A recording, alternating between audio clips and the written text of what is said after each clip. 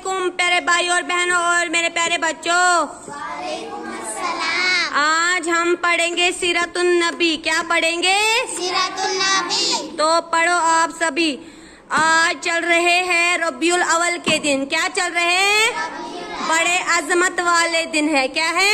अजमत वाले दिन है। इन दिनों अल्लाह रसूल पाक सल्लल्लाहु अलैहि वसल्लम अल्लाह ताला का ज्यादा से ज्यादा जिक्र करना चाहिए। तो पढ़ो।